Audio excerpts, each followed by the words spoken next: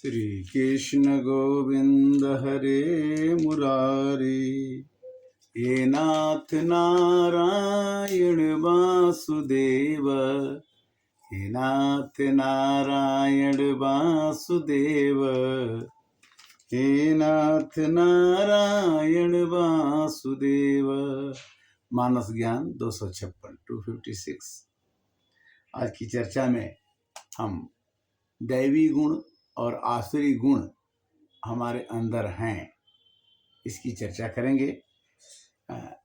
गीता में आता है अध्याय 16 में कि अभयम सत्व संशुद्धि ज्ञान योग व्यवस्थित, दानम दमश्च यज्ञस् स्वाध्यायस्तप आर्जवम, अहिंसा सत्यम अक्रोध त्यागः शांतिं पैशुनम, दया भूतेषु लोलुप्तुं मार्दवं हीर्चलनम, तेजः क्षमा धृति शौचम अद्रोहो नतिमानिता, भवन्ति संपदं देवी अभिजातस्य भारत।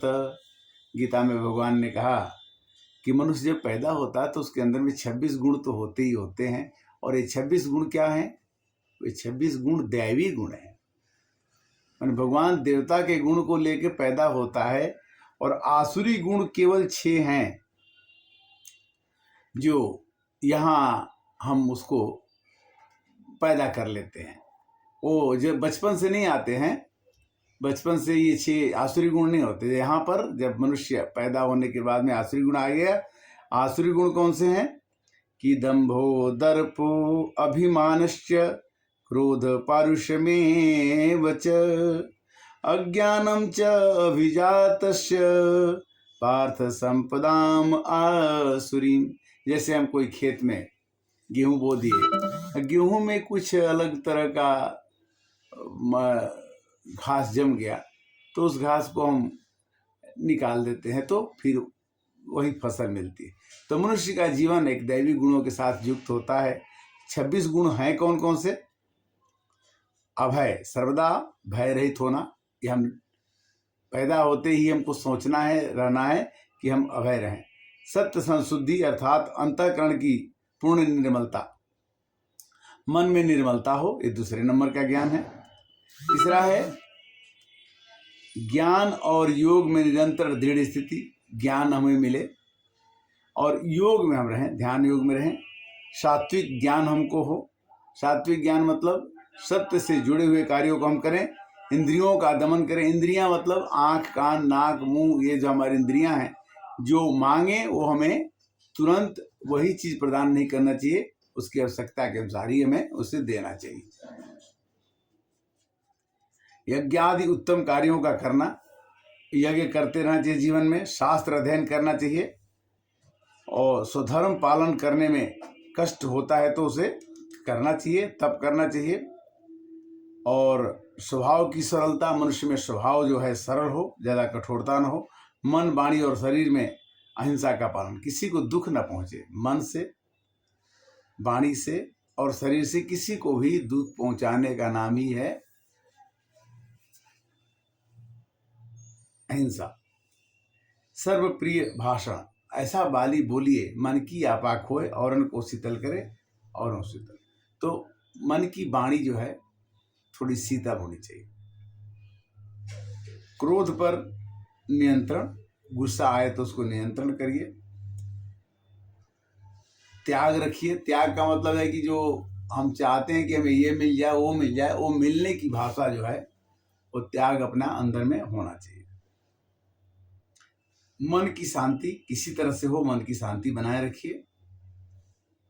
किसी की भी चुगली न करना, चुगली नहीं करना, किसी की शिकायत न करना।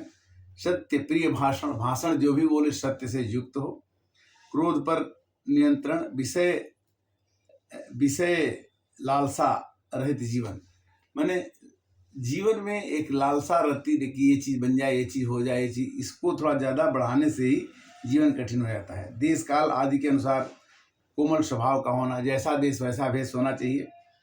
लोक और शास्त्र विरुद्ध आचरण करने में लज्जा। जो संसार में नियम बनाया गया उसको तोड़ना नहीं है, नियम के हिसाब से ही चलना चाहिए। लोक लज्जा रखनी चाहिए, किसी से शर्म करना चाहिए कि हाँ ये काम करने से अभिमान परेशानी होगी। व्यर्थ चेष्टाओं का ना करना। चेष्टा क्या होती है? अपनी इच्छा होती है कि ये भी हो जाए, ये भी हो जाए। तेजस्विता युक्त जीवन, जीवन में तेज हो, जीवन में प्रकाश हो। क्षमाशील स्वभाव हो, अगर कोई गलती कर देता है आपके साथ में तो उसे माफ करने की क्षमता रखिए।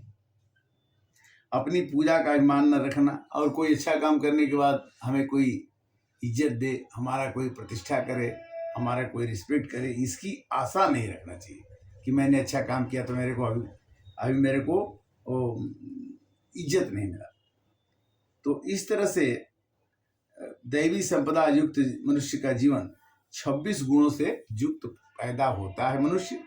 और आने के बाद में इस शरीर, गीता में भगवान ने कहा कि शरीर एक खेत है जिसमें हम फसल बोते हैं और उस फसल को हम काटते हैं।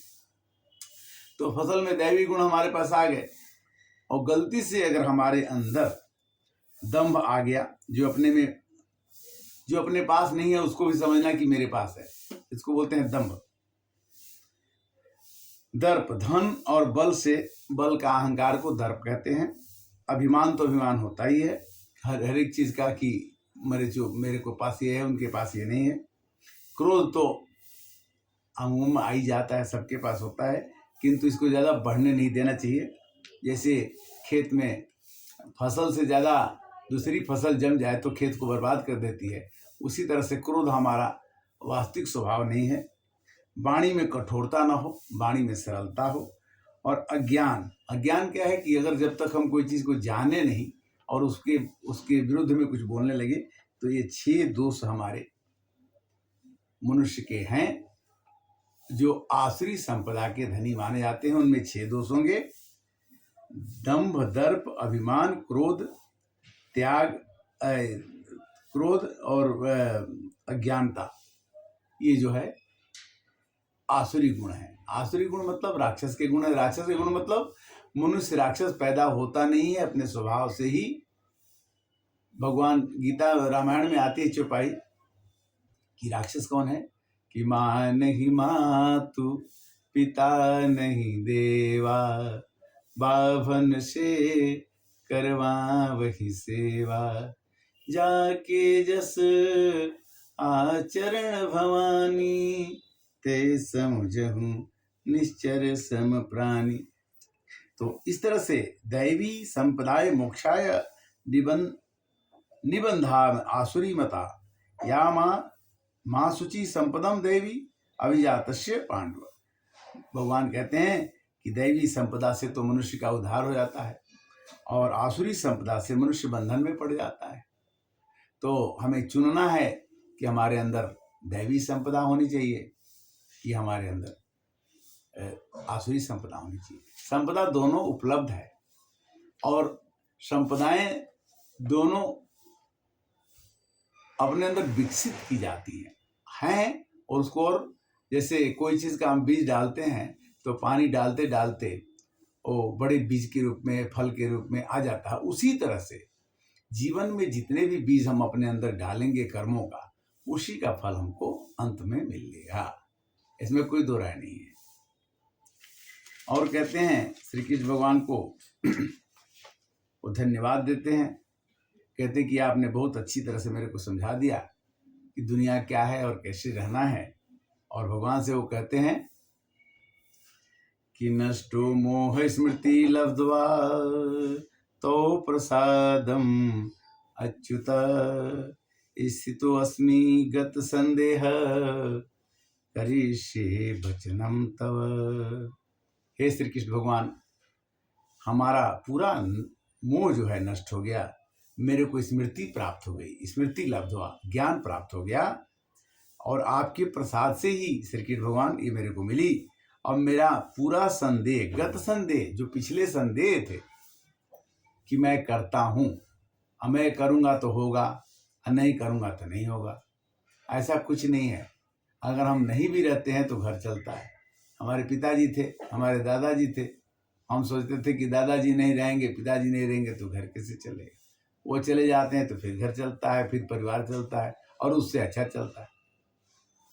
केवल हमारे अंदर जो ज्ञान प्राप्त हो जाए कि हमारे अनुपस्थिति में भी काम हमसे अच्छा होगा, तब जाकर के ये संसार की गीता और गीता का ज्ञान समझ में आएगा कि कर्ता के रूप में जो भगवान हमसे कराते हैं वही काम हम कर पाते हैं, और जो वो मना कर देते हैं और हम चाहते हैं तो भी भगवान उसको रोक के हमारे अभिमान को दबा देते हैं कि ये करने की जरूरत नहीं है, अगर तुम मेरे भक्त हो तो मैं तुम्हारा काम खुद ही कर दिया करूँगा, जिससे कि तुम्हें कष्ट भी नहीं होगा और नाम तुम्हारा होगा। करते हो तुम कन्हैया, मेरा नाम हो रहा है, प्रभु आपकी कृपा से सब काम हो रहा है। ईश्वर सर्वभूतानां हृदय तिष्ठति अर्जुन, सबके हृदय में भगवान हैं।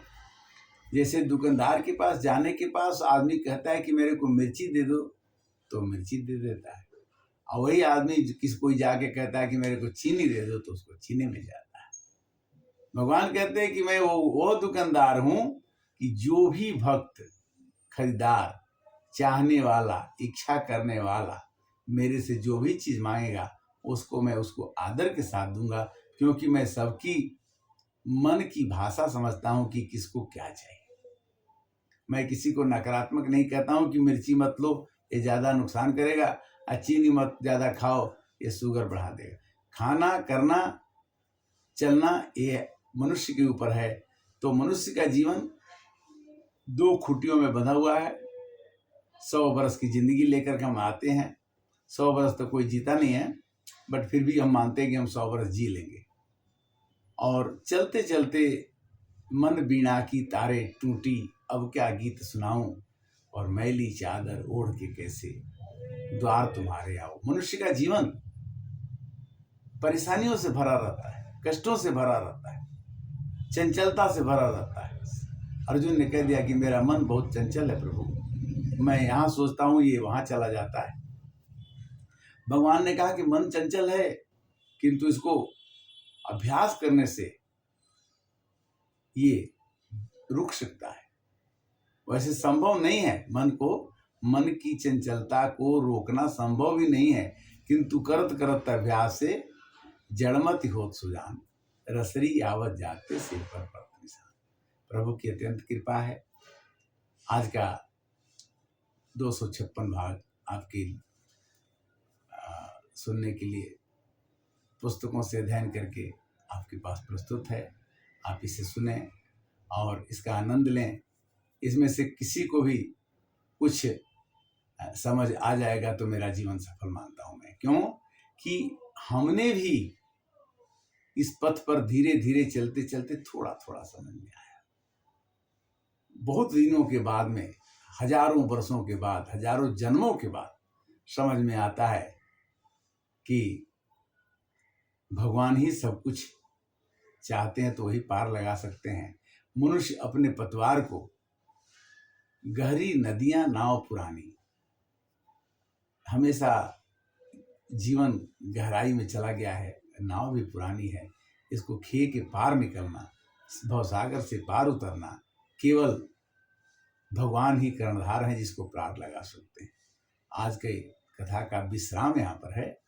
और रामचरितमानस में मानस ज्ञान के अंतर्गत गीता योग शास्त्र है, जिसको पढ़ने से, समझने से मनुष्य के जीवन योगमय हो जाता है और मनुष्य की बीमारियां, मनुष्य का अध्यात्म से चिंतन और मनुष्य का जीवन सफल होने के लिए गीता अवश्य पढ़ें। हरे कृष्णा कृष्णा कृष्णा हरे हरे, हरे राम राम राम हरे। नमस्कार।